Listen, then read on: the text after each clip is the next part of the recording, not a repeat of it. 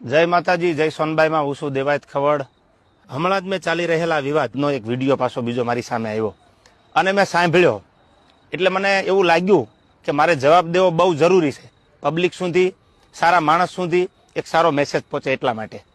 એ વિડીયોમાં એ બોલે છે પેલો પોઈન્ટ કે એડ્રેસ છુપાવવું પડે છે એને.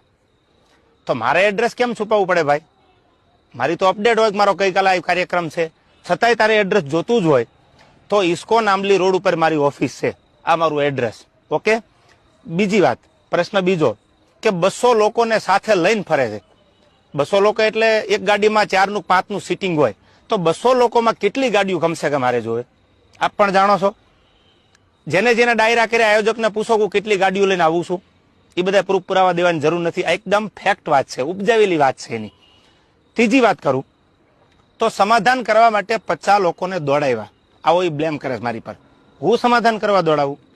તું એવડી મોટી કોઈ તોપ નથી તો હું સમાધાન કરવા માટે 50 લોકોને દોડતા. ઓથેન્ટિક પુરાવો કે તે જ્યારે આ બનાવ બન્યો 2 વર્ષ પહેલા સોનબાઈ માના મંદિરે જ્યારે સમાધાન કરવાનું હતું ત્યારે પ્રવીણદાન ગઢવી એટલે કે મોગલ સેનાના પ્રમુખ, મને ફોન આવ્યો પેલો દીપકભાઈ કાઠીનો અમદાવાદ કે પ્રવીણદાનને કામ છે. પ્રવીણદાનને કોન્ફરન્સમાં લીધા અને મને પ્રવીણદાને કીધું કે કોઈ પણ રીતે આ મામલો પતાવવાનો છે, તમે પ્લીઝ.